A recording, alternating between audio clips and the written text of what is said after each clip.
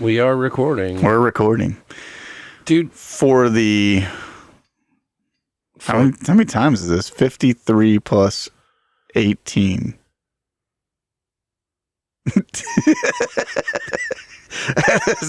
as we stare into each other's eyes, sharing a Doylestown and Edgecombe County education. Rittman and Edgecombe County education is between us. Yeah. So you said what? 53 and 53 and 18. Yes. It's so 71. Yeah. I could do that, but it just took me a long time and a lot of laughing to get through it. So 71 episodes we're recording today. Yeah. That's crazy.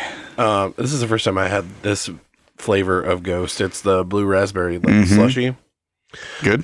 It's really good. It replaced the Sour Patch. Oh, okay. Blueberry or blue raspberry. I have to give it a try. Yeah. I recently I went and stopped by. I think I told you I got some like bangs from Circle K.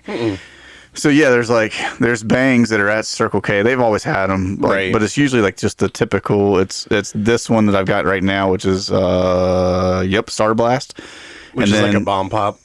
Kind of, yeah. They got like the blue raz. There's like the cherry bomb or whatever it is. So they have like some ones that were like their typical flavors. Right. But there's one that was like, I can never remember the names of them, but there's like an orange flavored one they came out with. And I'm not a huge orange fan. You know that. Yeah. But this one was really good. Like I really enjoy it. So yeah, the last couple of times that I've been there, I just to be sure, I still bought like this one, but I bought two of the orange ones. Yeah, but this one was my like safe bet because I know I like it, and I think I might just be switching to getting like 3 of those orange ones at a time because they're good. Because you were kind of laughing when I brought the Kirkland brand energy drinks in to church the other week. Yeah. They're actually not bad. Like the orange one it tastes like orange soda kind of.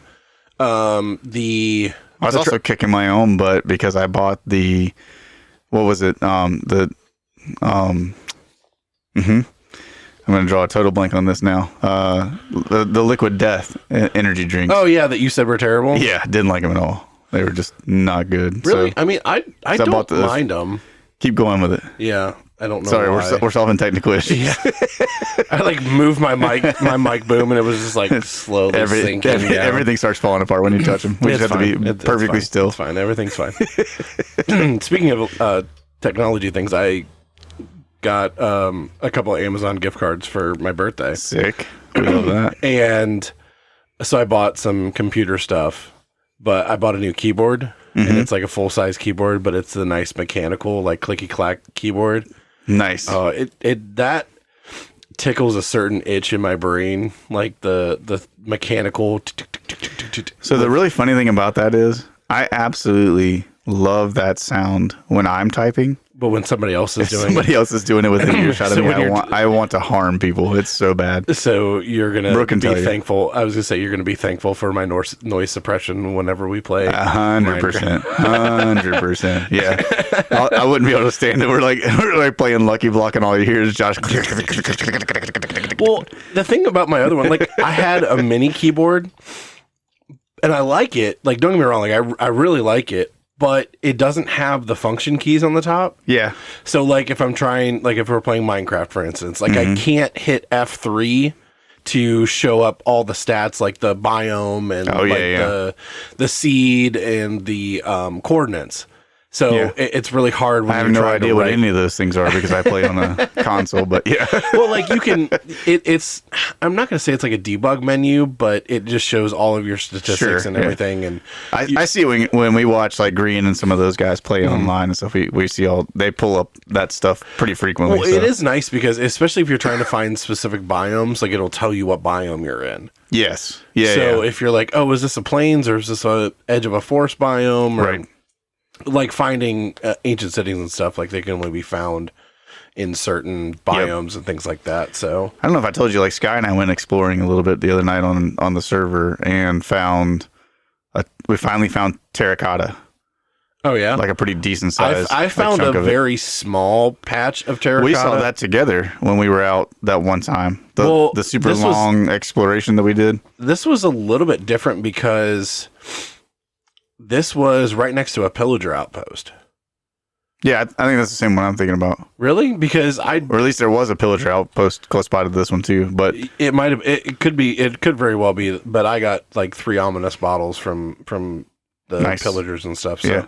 And of course, I don't have those with me for the trial chamber that I'm still currently in. Of course, yeah.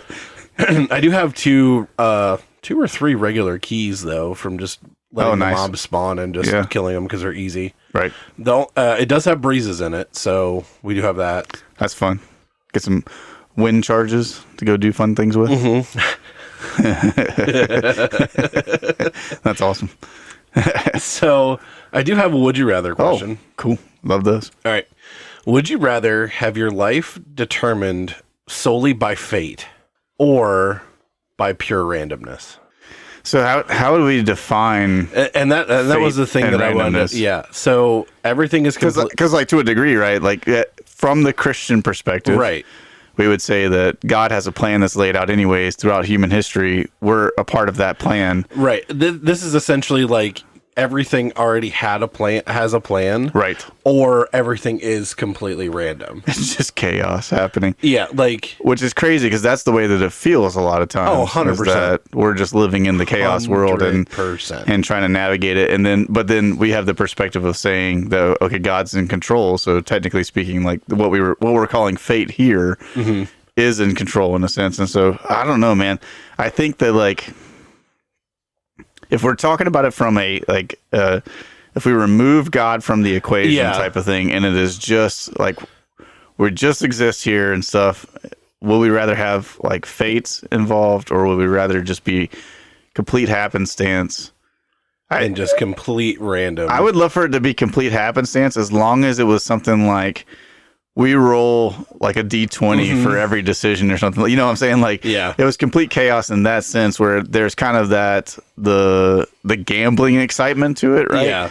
Because that's like part of the thing that we love about D&D is like, you roll math rocks to decide whatever you're going to do to see if you can do it or not. Right. Which is, it's amazing when it works out. Like, especially like the last one that we just did 2 weeks ago, where Mongo like literally rolled perfectly every single time to achieve exactly what he wanted to do. Yep. It was one of those things where it was like, okay, this is actually working the way it should. And it's so crazy. Not like hilariously the other way. Right. That's what I was going to say is like, it's so crazy because we get into situations in that game where one day you roll phenomenally. Yeah.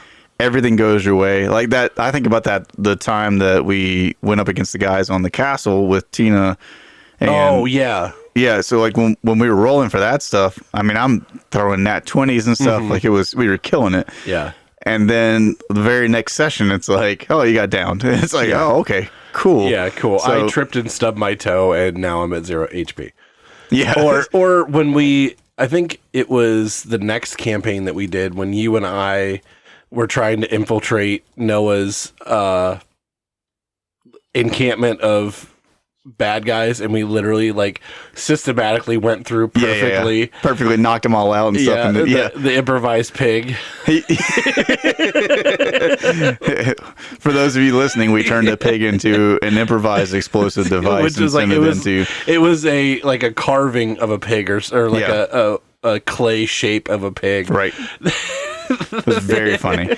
So I think that if we could do it in the sense that it was by chance, but it was like you roll a dice or flip a coin or whatever it was, I think that could be a fun way to go through existence in a sense. Absolutely. But yeah, if it's a matter of just there's some wild chaos magic that we never get to see and never get to have like any kind of interaction with, that's just determining how everything goes, then I would say I might rather stick on the side of fate so that maybe there's at least some, you could try to figure out what your fate is, you know what I'm saying? Like you could try to get a direction to go in that respect. But I like that. I like the idea of just like, I'm rolling through my everyday life.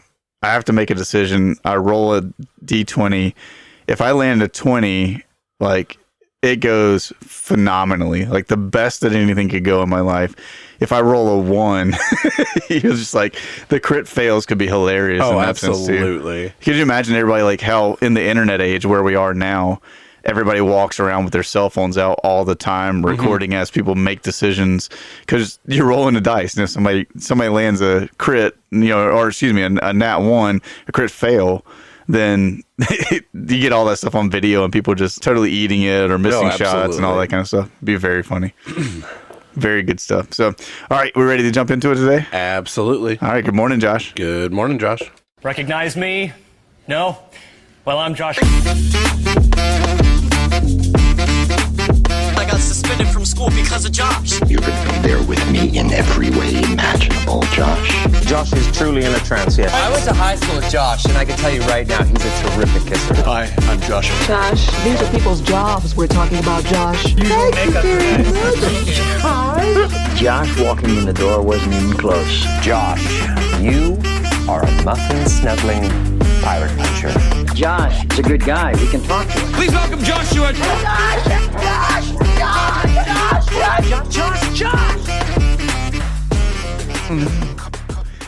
All right, so we got to address the big thing up front as we jump into this episode. Today is May the 4th when this releases. So May the 4th be with you. So yeah, May the 4th be with all of you who are Jedi sympathizer scum out there. Right.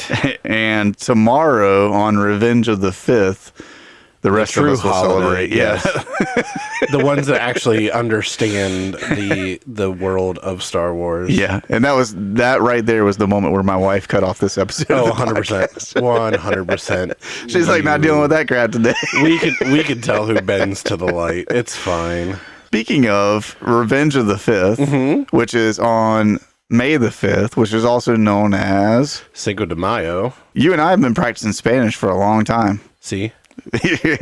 Sí, por supuesto. We've been working on our Spanish on Duolingo. For those of you listening, Josh and I have like a 500 and something days streak going on. I don't know how long it is. Yours and I's is like 500 and some days. Brooks is a little bit longer than yours streak with me. I think I'm up to like 600 and some odd days in a row. I hit 576 last night is how many days in a row I've been on Duolingo. So 634 is where I'm at right now. Nice. Muy bien. See? Right.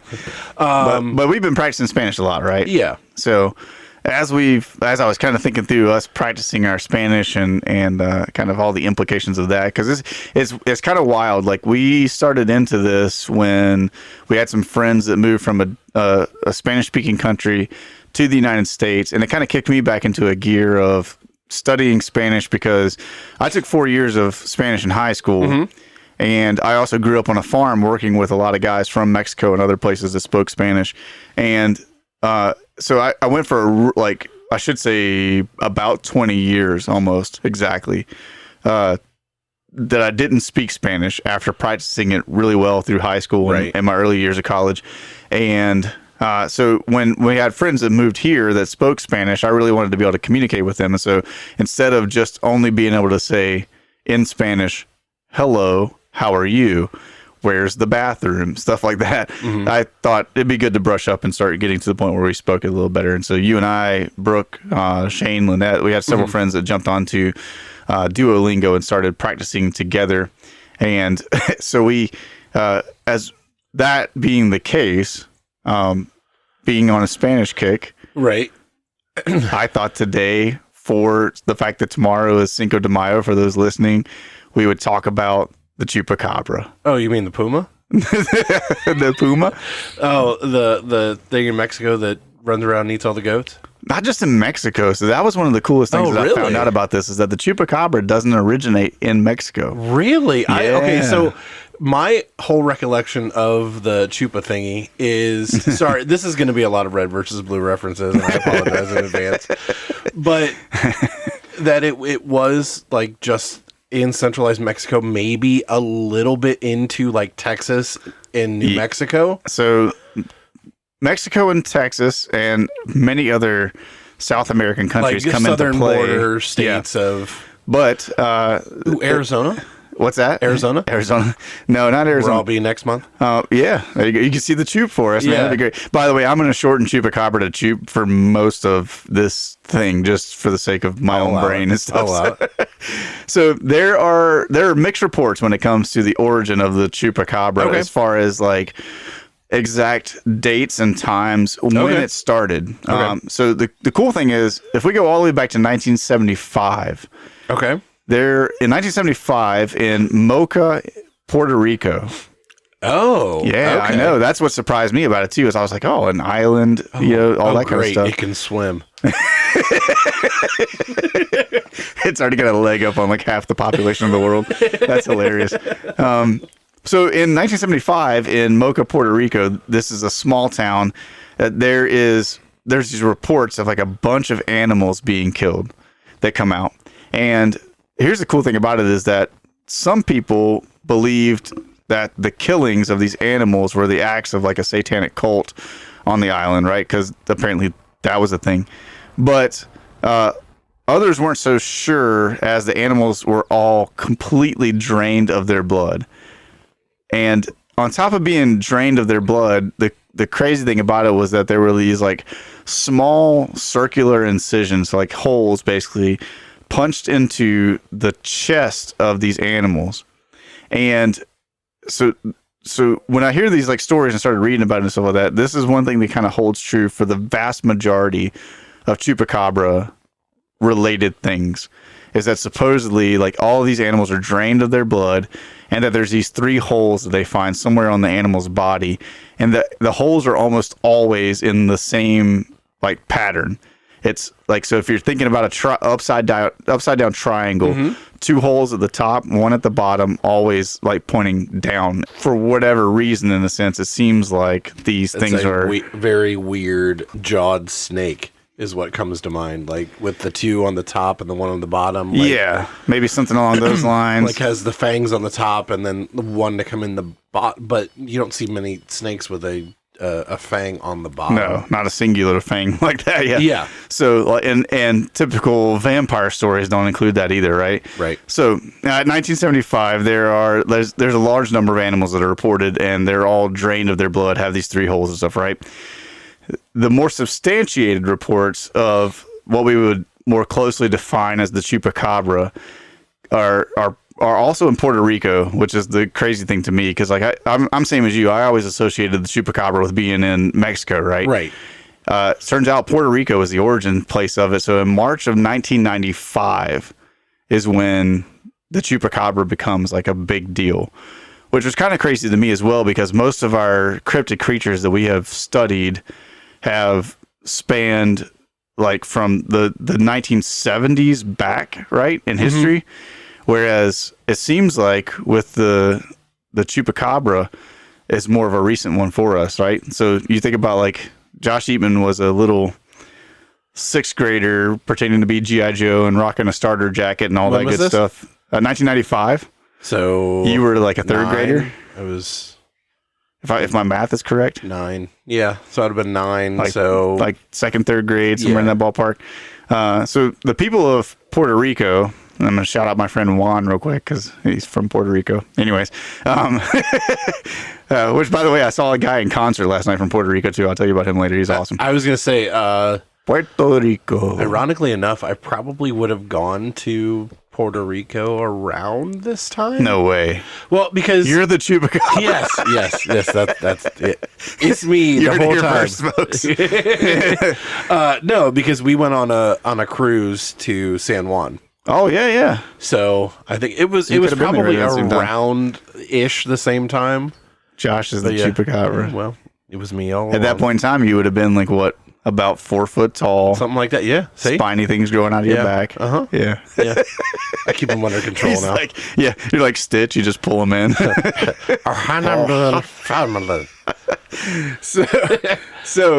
at this point in time, the people of Puerto Rico in 1995, they're fearing for their lives because 8 sheep have been discovered.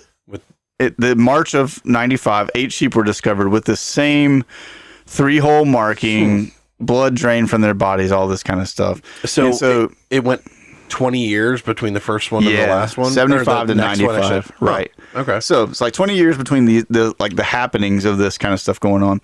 So kind of makes you think, at least my mind goes to the point where I was like, okay, maybe this is some kind of vampiric creature that needs to like get a certain amount of blood and then can survive for a really long period of time. Right. So like Pennywise. Then goes back into like hiding or whatever. And so, yeah, Pennywise. Yeah, every 27 years.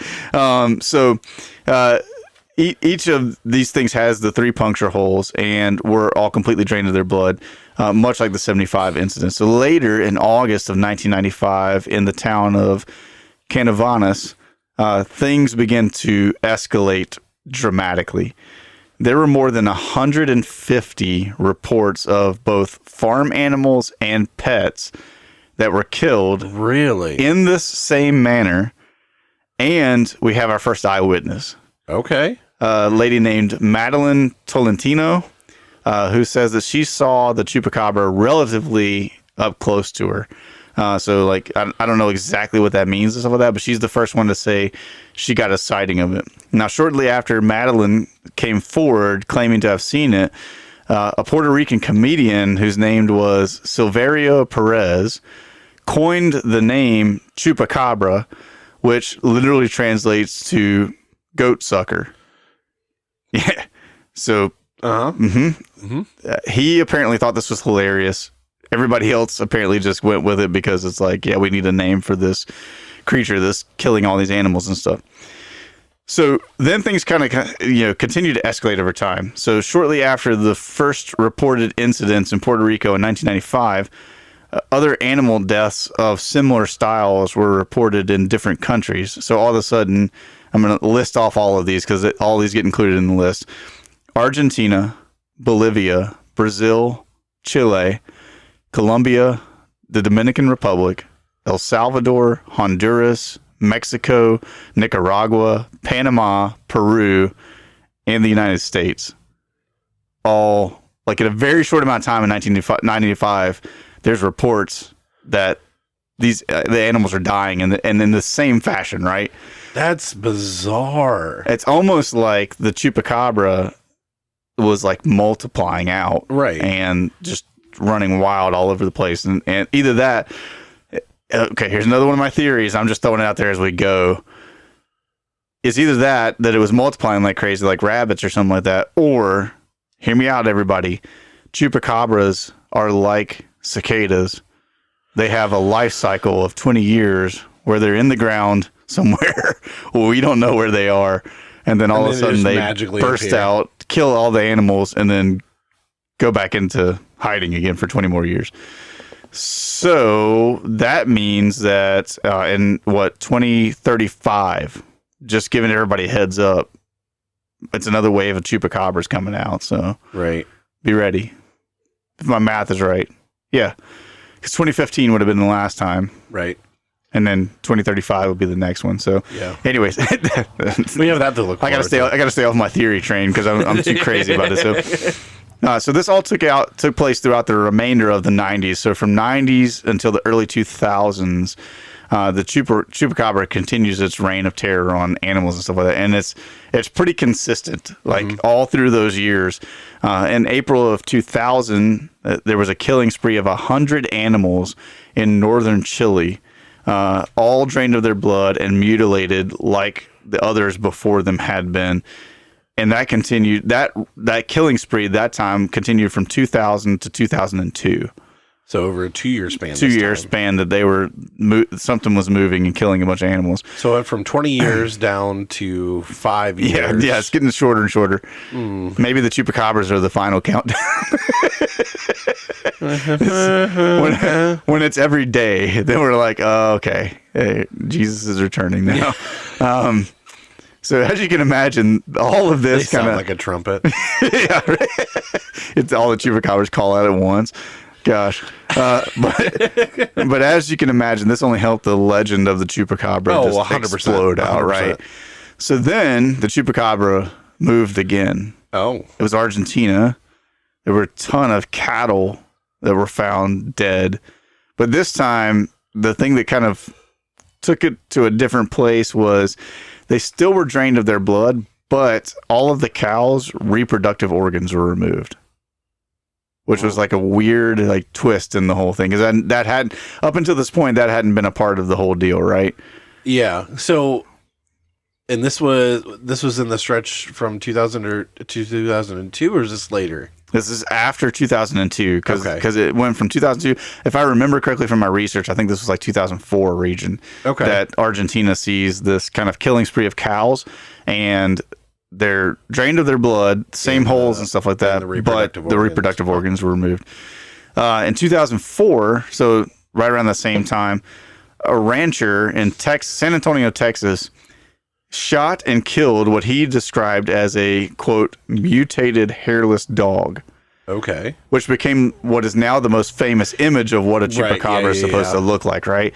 Is that it's like, for those of you out there that are listening, if you can kind of imagine something close to like a greyhound kind of shape, that is more long, lean, skinny through like the waist and stuff like that, the stomach area. And the skin was always described as either like that kind of dull gray that we've talked about a bunch of times with different cryptids, or like a greenish kind of tint to it. They always say that the two kind of contrasting but similar things that people say is that it always had either like the bones of its spine were sticking up like really high out of its back, or it had like spines coming out. So like more of like the Stitch kind of feel of like the things that stuck up off his back. So that's what this rancher like reports in 2004. And then there's it just keeps on going. There's a bunch of different sightings over time throughout all of the very southern part of the United States, especially Texas, and down into South American countries. And I'm not going to go through all of them, but the Chupacabra is cool because it's again like a more recent cryptid, because the sightings continued all the way up until 2019 was the last one that somebody reported of the Chupacabra. And that was a video by Mundo Ovni, is I think how you say it. It supposedly showed chickens that had been mutilated by the Chupacabra in Lares, Puerto Rico. So he went back home. Back home. Yeah. Okay. So the Chupacabra's going back to his lair now. Just kind of making a circle. Yeah, big old circle through the South American countries and stuff. Now, let's talk about like the reports, like, because I've talked a little bit about what he looked like. So the most common descriptions of the Chupacabra is that of a reptile-like creature initially, right? Yeah. So early days, he was more reptilian. Later days, he kind of morphs into weird-looking dog-like thing. Adjacent. Said to have like leathery or scaly at times, greenish gray skin, and then sharp spines or quills running down his back. They say it stands about 3 to 4 feet high, and the initial sightings of it, especially by Madeline, said that it stood or hopped at times similar to a kangaroo, which was one of the wildest parts of this to me. That is kind of wild. Because I'm like, once you get to the dog era, I don't see that being a possibility anymore. But early on, the funny thing is that early descriptions that I read and stuff like that when I was just kind of considering all the different evidences for the Chup was that I was like, this guy, the way they described him in the early days was very, very, very, very similar to the Frogman. Kinda. Like they're describing like a 3 to 4 foot high reptilian creature, greenish gray skin that hops and stuff like that. It's just I was like, so did the Frogman take a visit down south to get some warmer weather? Yeah, I mean, people from Ohio do go south in the winter. Are the Frogman and Chup cousins? Right. He's like, hola, cousin, that kind of stuff. I don't know. I'm just throwing out my theories as we go. So that description held consistent from the initial sightings in 1995 in Puerto Rico through the sightings in Chile and Argentina. So like early 2000s, right?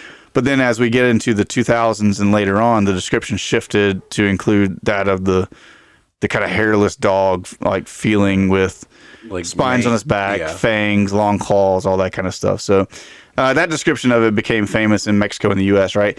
So the funny thing is that you and I think the vast majority of people that know of the Chupacabra, one of the best parts about it was that the Chupacabra became this thing that, yes, there were like animals that were actually dying, being drained of their blood. So it's a terrifying thing. But on top of the threat of yeeting a chancla at somebody's head, Hispanic moms used to start like using this as like a punishment. Like, it's the same thing that we've talked about before when it came to a bunch of different cryptids that we talked through, like the Rogaroo and things like that. Like, you do bad things, right? Chupacabra can get to exactly. Yeah, like these Hispanic moms are like threatening their kids, like, you keep misbehaving. The Chupacabra's going to come around tonight and come get you and stuff like that. I think it's hilarious. Oh yeah, and so that became a part of the myth, is that the Chupacabra was a punishment for bad things and stuff like that, which I think it's very funny to me that we usually end up there with a lot of these cryptid creatures and stuff, that it's never just like straightforward. Straightforward. There's just this creature out there killing things and stuff like that. Now, granted, we had a few of them, right? So the of course I'm gonna draw a blank on names now and stuff like that, but we talked through the ones that like the one that attacked the ex-Marine and his family and stuff like that. The Snallygaster? Was that Snallygaster? No. Snallygaster was on the roof of those people's houses and stuff, and that one seemed like more of just a crazy creature, right? But there was I don't know why I'm drawing a blank on its name, but there was the creature that was clawing at the door when the children were home, and then the father and mother came home and stuff. I found their kids terrified, and then they heard the scratching at the door. Remember, he flung it up and took a shot.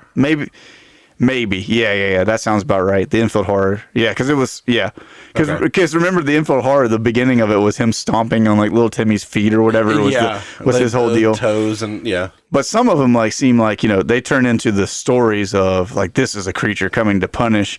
But then other ones are just like, like the infield horror, the Beast of Bladenburg, when we talked about it, was just like, some kind of like giant cat that was roaming around killing things and stuff. Yeah, and then you have the squonk that just cries when people see it. Cries and melts into the ground. Because it thinks it's so ugly. And you got Frogman that's just out there hanging out in the swamp, not doing anything. Raising metal rods up at people in the air and stuff. So there's all kinds of like little fun things like that. So the ones that don't have that tie-in, but I always love whenever the Rogaroo, the Chupacabra, there's like several of them that the parents capitalize perfectly on the sightings and the reports of these things, because they're like, yeah, you keep it up, bud. You know what's coming for you? Hell, Chup. You just wait when he shows up. So anyways, there's a bunch of different things that we can read about. I'm not going to take the time to go through all of them and stuff as far as like, is this plausible? Is it not plausible? The big thing that I came back to was the reports across the board every time that we saw these animals. Like, so there's a few of them that vary, right? There's a few of them, there's only 2 holes, there's only 1 hole that's in the animal's body. Vast majority of them, though, is 3 holes, usually in the chest of the animal. So it's almost like the animal was facing towards the Chupacabra. It attacked and stuck something directly into their chest and just started draining their blood. Right. And then once their blood was drained, there's different reports. Some of them are mutilated, like it was eaten for the meat. Some are not. Some of them, their reproductive organs are removed. But the thing that gets it for me is like, okay, either the Chupacabra or maybe some humans that invented some kind of device to drain an animal's blood, whatever it may be, that 3-hole mark thing on the chest just kept coming back up. And I'm like, to me, that's some form of plausibility for something, whatever this thing is. Like, I'm sure some of us out there are like, okay, maybe it's just aliens. They fly in, they need blood samples to be able to test or to clone whatever we have here on Earth or something like that. And so they have a little device that they stick in, it drains the blood, they go on, type of deal. I don't know what the answer is. All I can say is that there seem to be a lot of corroborating stories about these 3 holes. I was going to say, and it seems to be consistent all the way through. Yeah. And I know we've talked about it before, that kind of gives a sense of validity to that something is happening. We don't know what, and we've just ascribed this creature that is doing it, but at least there's a consistent pattern throughout there's definitively something going on. Right. We might not know exactly what it is. But, Madeline was the first one to come forwards in this. There were other people who, at least in kind of passing glances, say that they saw the Chupacabra. The, like, claw marks, other things that they found on scene, like, footprints and stuff like that, seem to line up across the board and stuff. And so I'm not saying that there is a Chupacabra out there. I don't know what it was because I didn't do the examination of this stuff myself. Right. I'm just saying, like, it's one thing when we're talking about the snallygaster, right? So you've got people who are relatively primitive right, that come over from Germany to settle in the United States. They're in a new land. They don't know everything that's going on around here and stuff like that. And we don't know all the details other than the stories that we can read now and stuff of what happened surrounding the snallygaster, right? So we kind of look at stuff like that, and you can kind of write it off as like, okay, this is just like old superstition, things along those lines. The Chupacabra, we're talking about 1995 right, to like 2019. Right. This is not in an era where there's a whole lot of like the superstition that we had back then.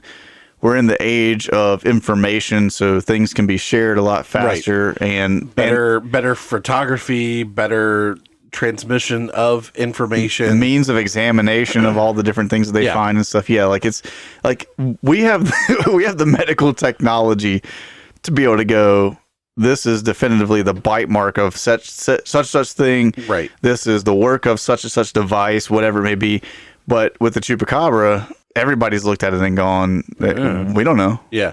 Well, it's funny because like I'm going back through and rereading or re-listening to my comfort book, which is Jurassic Park. Yeah. But in the book, because we've talked about this before, like the opening of the book is kind of the opening of the second movie. Like it's a hybrid of the two, where the beginning of the book you have them rushing a worker to a hospital that got attacked by a raptor. Yeah. Kind of like when they're dragging the cage in and doing the transportation. Yep. But then it immediately goes to the beach scene from the second movie. Right. Into that's the next part of the book. Yeah. But they're like, oh well, it's a basilisk lizard. Yeah. That is, say that 12 times fast. Exactly.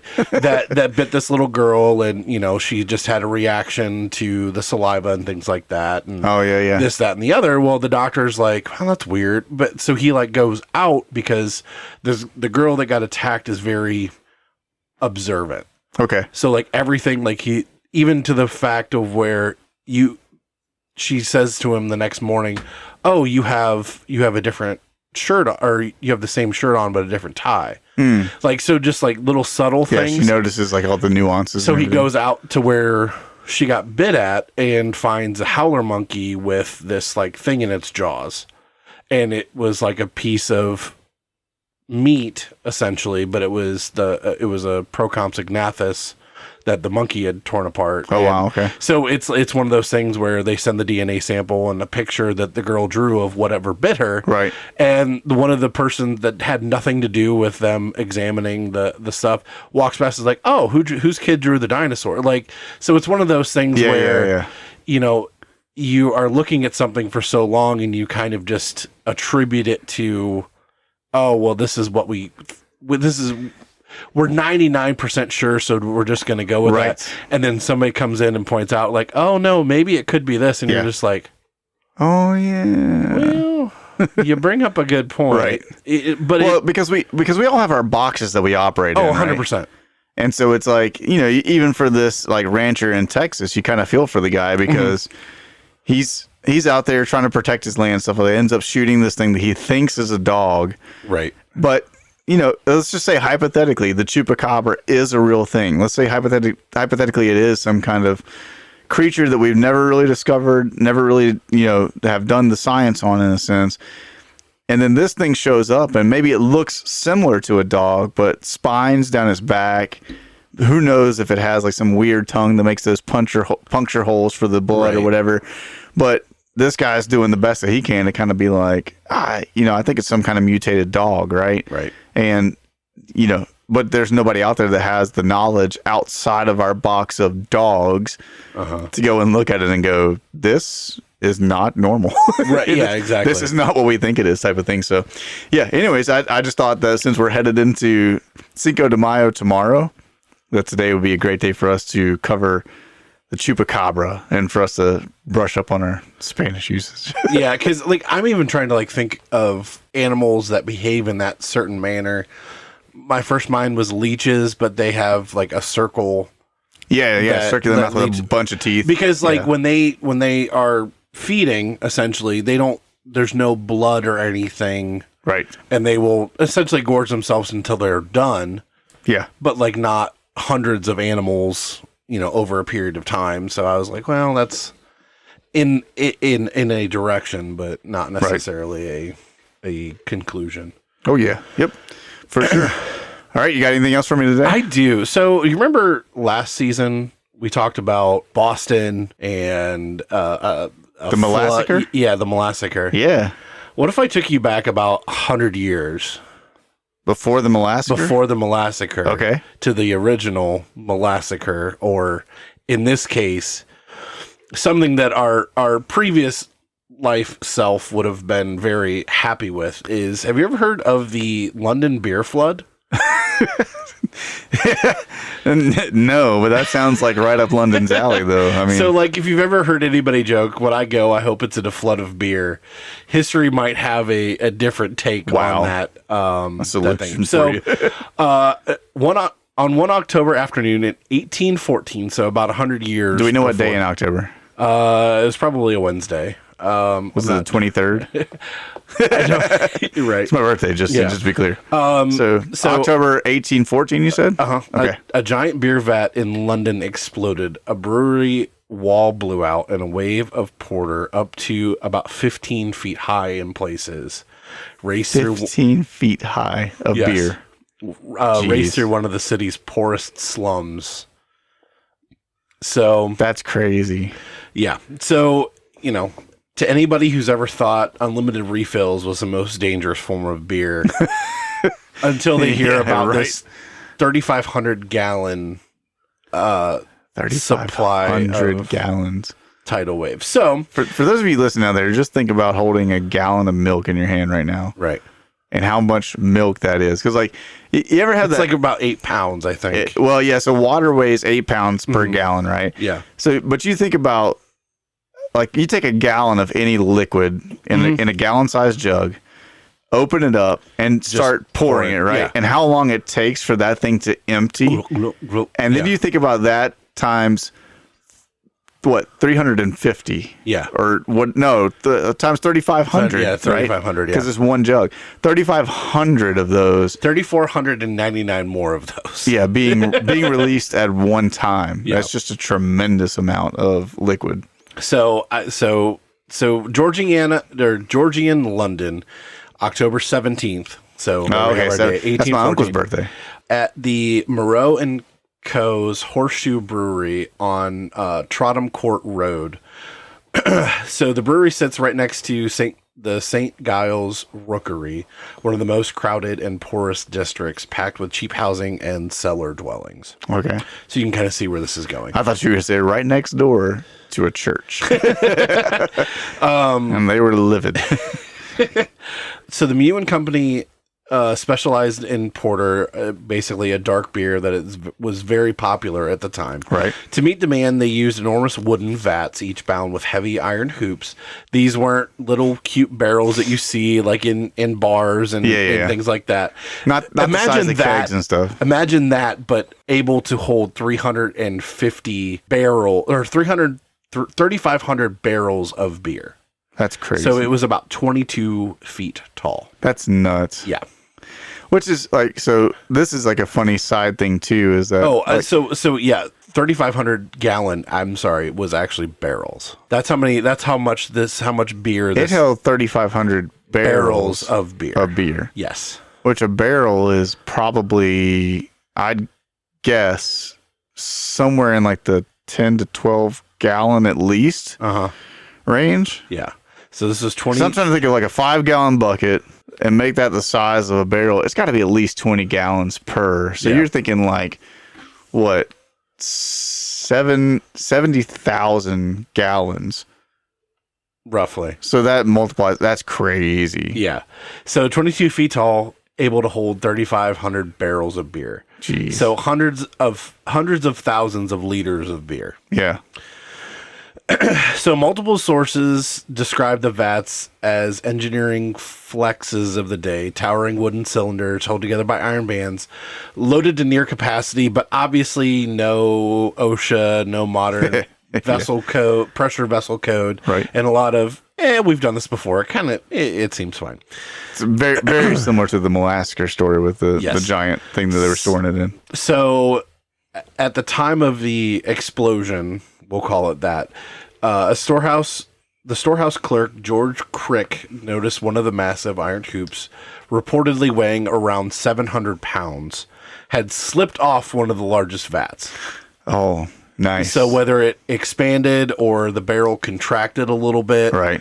And I'm guessing what might have happened is the barrel kind of expanded, the ring kind of expanded, and then the barrel contracted. So it just slips off. Yeah. As one happens does, all right? the time. And again, this wasn't totally new. They've seen hoops slide before. Okay. So, but he did the smart thing. He told his boss about it. So, and according to later accounts, his supervisor basically said, make a note in the log and we'll fix it later. Uh-huh. So no danger, no urgent repair, no maintenance request was put in or anything like that. So about an hour later, it's so crazy how these stories are so similar in the sense that, like, the Boston Massacre was very much that they knew that tank had some issues, and they were just like, put another coat of paint on the outside of it; it'll be fine. It'll be good. Yeah, just hit it with a hose every now and then. You'll be fine. Let the rain wash it all off. So an hour later, about 5:30 p.m., the vat bursts. The weakened wooden vessel gave way, blowing out and releasing roughly 3,500. So this was only an hour after the guy reports, yes, hey, the ring has slipped off. The other guy goes, put it on the maintenance thing. It'll be fine. We'll get to it later on. And an hour later. Yeah.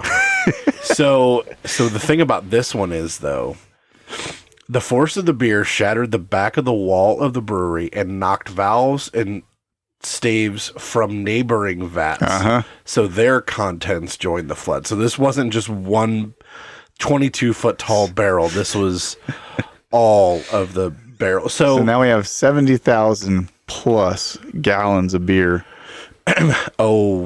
Well more than that. So contemporary estimates speak of tens of thousands of imperial gallons. Modern historians suggest roughly 128,000 and over 300,000 gallons. Oh my gosh. About 128 to 300,000. So about 1.4 million liters of beer just surging into the street. Dude. The torrent smashed straight into the narrow alleys of St. Giles, New Street, George Street, and the surrounding courts. The wave is described as reaching about 15 feet tall for our non-American friends, 4.5 meters high at its peak, carrying debris, timber, and everything that it was in its path. Yeah, and fun fact, everybody in that town is still drunk. Today. So houses with cellars that were already crammed with families were hit hard, and some the beer bursts through the ground floors and walls, pouring into the basements. No warning, no escape for the people that were crammed in those. So when everything finally stopped moving, the scale of the damage could actually come back in focus, just like the Massacre. Like, it's the panic of the moment, because this happens in seconds. Right. The initial part of it is crazy. Like, it's just chaos and craziness and stuff. And then afterwards is like, okay, we got to assess things. I will say this, at least my initial thought on the beer versus the molasses thing is at least you could swim in beer. Right. Like the molasses thing they talked about, like one of the hardest things for a lot of people was as it was coming through, even though it was pretty liquid at that point in time, like you don't swim in molasses. It's not an easy thing to do. But anyways, yeah. So 8 people were known to have died, most of them women and children who were living in the cellars. Weaklings. I'm just kidding. That's a terrible thing. History records. How do you plan for that? Yeah. History records like Mary Banfield and her daughter Hannah, who were taking tea when the beer hit their home. Both were killed. Another cellar. Mourners gathered for the wake of a a 2-year-old were overrun by the floor. That sucks. By the flood. So they were already doing a wake, and then... Oh, this was at the wake of the 2-year-old already, and then the beer came through. Yeah, and then several died in that place as well. Inside the brewery, workers were injured but not killed. Some were pulled out of waist-deep beer or rubble from that. So an inquest was held, obviously. I would hope so. Because more importantly, they lost all of that beer. So they were not happy in early Victorian England. So the verdict that the deaths were casually, accidentally, and by misfortune. Okay, say that again. So the deaths were casually, accidentally, and by misfortune. Casually, accidentally, yes, I get, and by misfortune, yes. So you know what that means? Casually is a wild word to be throwing out for deaths. So you ever just casually die? Yeah, you know. Well, I always joke it's just a blasé thing. I casually died. It's one of those things where, you know, this is slightly morbid, not really that much more morbid than this, but in the at work, we have Workday. When I was a manager at Chipotle, you had like if you fired an employee, you had like terminations. Right. One of the voluntary terminations was death. Wow. That's crazy. A voluntary termination is death. Yeah. So that would be in this case. So because don't you know that if somebody's like even if the person saw their death coming, right, but whether it's disease, whether it is some sort of self-motivated thing, no matter how that death comes along, you know that like one of their last thoughts is not like, oh, I should have put in my 2 weeks at Chipotle. Yeah, exactly. Like, gosh, that's crazy. So all that to say, this meant that nobody at the Mew and Company was held legally responsible for this. That's wild. So the brewery argued that the vat's failure was unforeseeable, and the jury accepted it. Well, we know for a fact that the band fell off of the thing, and the one guy said something about it. Yeah, like, this wasn't a new thing. Like it happened enough that these guys were not concerned about it. Right. But we also know that the guy went in and told his boss, "Hey, the band fell off," and the guy said, "We'll get to it later." Mm-hmm. Mm-hmm. Yeah. Yeah. If I was in the families of someone that was lost in that flood, brother. Yeah. So financially, the disaster nearly broke the company. The loss of beer and equipment was huge, but the brewery petitioned Parliament and received some relief in the form of a refund of beer duty lost on the porter, which helped keep them unironically afloat. Dude. But they weren't held responsible for those people's deaths at all? No. That's crazy. No. I mean, that's like, I suppose there's a difference in the way that we think about things in our modern age versus back then and stuff, but I would still think that they had the wherewithal to go, okay, for the sake of making beer, you killed multiple people. There's got to be some kind of repercussion for that, right? Yeah. It's got to at least be the discussion of, hey, you know, sorry, but you guys are just going to have to close your doors. Like, we can't, you know, we're not going to, gosh, this is wild to me. Right. That's just like, you know, so if a company in the United States right now, like knowingly killed like 8 people or more, you know, the whole country would be up in arms to make sure that they paid recompense for whatever they'd done. That's just wild to me that they got away like scot-free basically, and got money. Yeah. Yeah, and got help from Parliament. Like we're gonna we know you murdered 8 people inadvertently, but we'll throw some cash away to keep you floating. Yeah, that's crazy. Yeah, that's manslaughter at least. That just shows you how much a lot of people were motivated by beer. Yeah. Okay. So I'm gonna. The Parliament members drank for free for the rest of their life. That's why. Yeah. It's just a straight kickback. Yeah. So I'm gonna end this the same way that I opened up this entire episode, is I'm going to ask you a would you rather question. Oh boy. So would you rather be in the 1814 London beer flood. You're in St. Giles. A 15-foot wave of porter comes blasting through your house, gets wrecked. But you are guaranteed to survive, and you get to forever say, "I was late to work because of beer." Or be in the 1919 Boston molasses flood. A giant tank burst. A wave of hot molasses about 25 feet high at its peak comes down your street at roughly 35 miles an hour. You survive, but you get to spend the next decade explaining to people how you almost got killed by a pancake topping.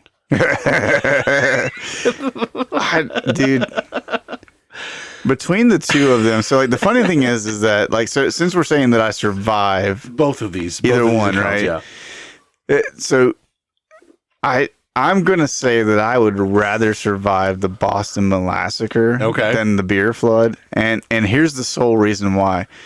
I used to work in a beer distributor warehouse, right? So I dealt with and handled the moving, like unloading of trucks, loading of trucks. We dealt with tons and tons and tons of beer. I mean, it was a warehouse. Yeah. Full of. Think of the biggest room you've ever been in for all of those of you guys listening out there. And now just think of that entire room, the biggest place you've ever been in, stacked wall to wall with cases of beer, a giant cooler that's got stacks of kegs and cases of beer in it and stuff like that. I used to work in that environment.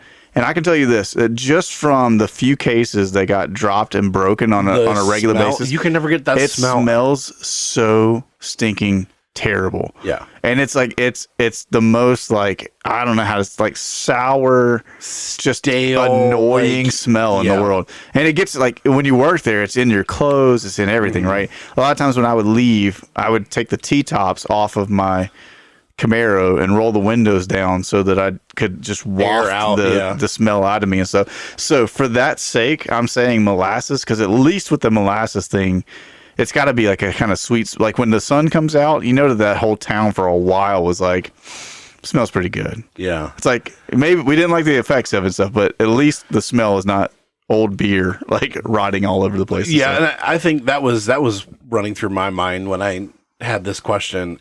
The smell alone is got to be terrible. Yeah. And I mean, it's 1814 in London, around London, so you have a bunch of other things that are going around and a few things going on.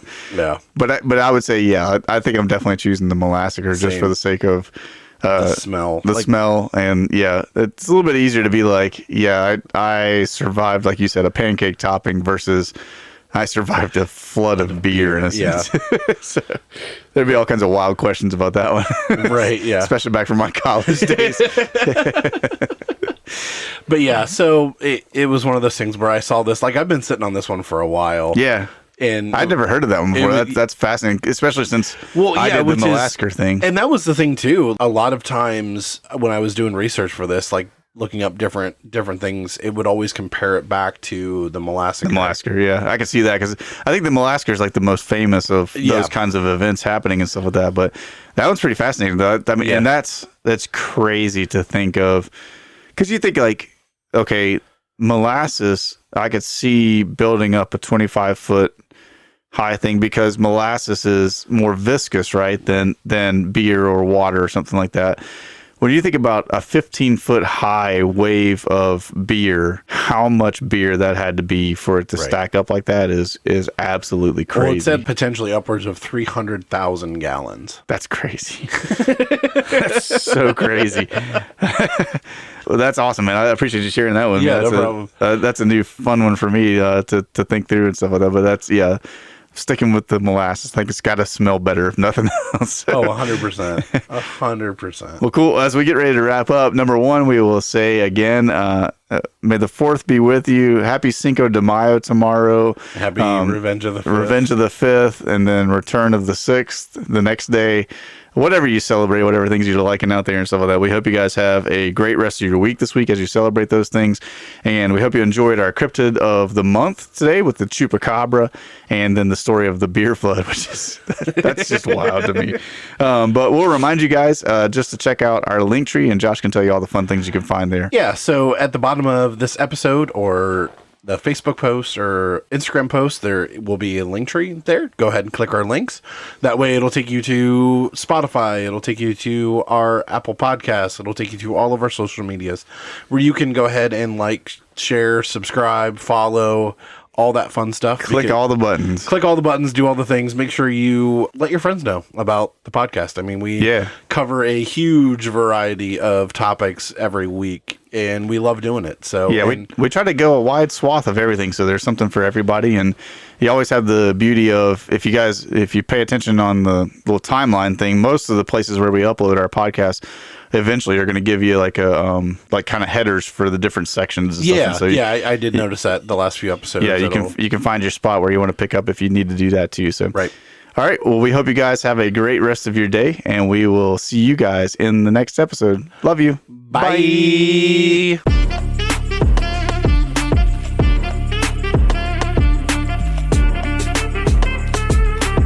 It was like one of the most aggressive button pushes I saw. I was so slow getting to it. I had to like slap it, which is great because it's like one of those sound pad things, so it doesn't really hurt it. But I was just like, yeah.